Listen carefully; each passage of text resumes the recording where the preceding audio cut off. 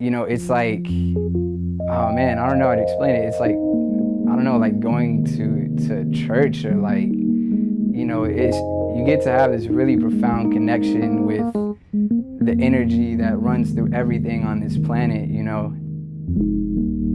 That's like one of the most incredible feelings in the world. And, you know, if you create anything, you know, you get a taste of that.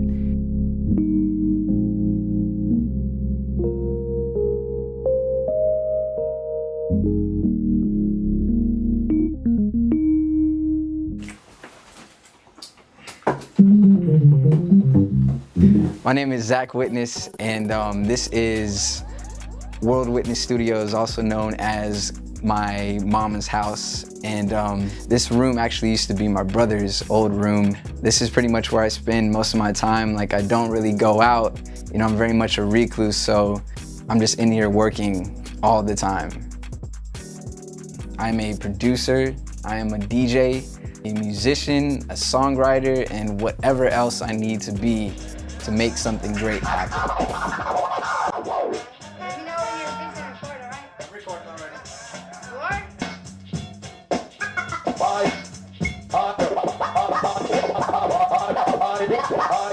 When I was 12 years old, I picked up DJing and got into turntablism and became aligned with the hip-hop radio station in Dallas known as 97.9 The Beat.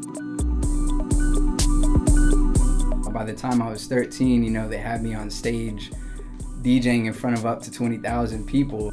By the time I was 15, was DJing on the radio, and apparently that made me the youngest DJ on FM radio in America at the time. And through doing that, sort of became aligned with a music movement that was happening in Dallas known as Dallas Boogie music. She like my Dougie, I'm fresh, my Dougie, I'm fresh, my Dougie, I'm fresh, yep, fly in the motherfucker. It was a cultural movement, you know, based around music, but also very much based around fashion and dancing. Just through DJing a lot of the clubs and releasing mixtapes and things like that, I sort of became a figurehead for that movement.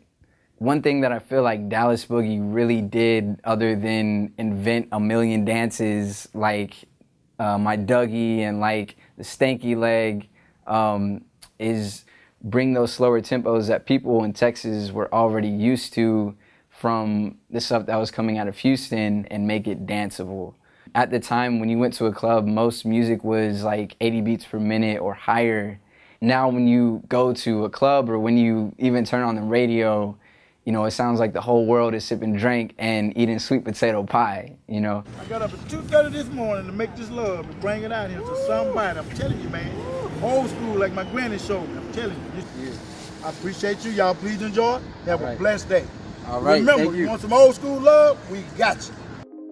Most people would say, like, how can I come from this movement that was all about, you know, dance music, having fun, to working with someone like Erica, who's very much more conscious and spiritual and that kind of thing. And that's because, I mean, those two worlds have always coexisted, and I just happen to be tuned into both of them. After that whole era died down, I started to branch out into different genres of music. And also at this time I was working in kitchens and washing dishes and really trying to find my direction in life. And the music of Erykah Badu really helped me through those times. And for that reason, I started working on a remix of one of my favorite songs known as Bag Lady. I literally worked on that remix for 3 years. Somehow Erykah heard it and reached out to me about doing a remix of Drake's Hotline Bling. So she ended up actually coming to my house, and we recorded the vocals and everything in my bedroom studio. And when the remix was finally released, the reaction was so crazy, and you know, our vibration working together was so strong that she was just like, I wanna do a whole project with you. And so over the course of the next 11 days, we created what people now know as But You Can't Use My Phone.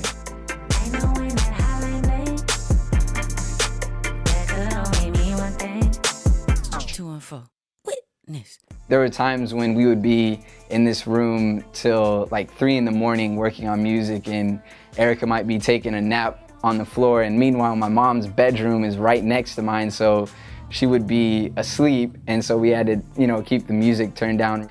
And there was also a point when both Erica and Andre 3000 were in this room together with me working on music, and it's like those moments that you just think to yourself, like, how? You know, like, how did I end up with not only two of the biggest musical artists in the world, but two of my biggest heroes in my bedroom studio at my mom's house? You know, it makes no sense.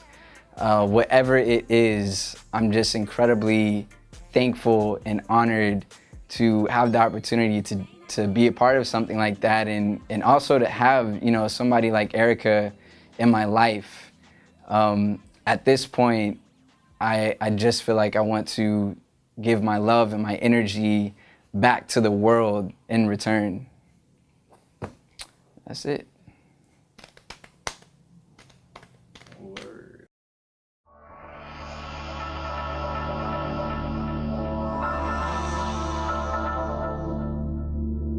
Music. It has the ability to evolve and unite an entire planet, and I feel so honored to play a role in that. This is Zach Witness saying, at any given time, keep it divine, because the music that is love exists within you.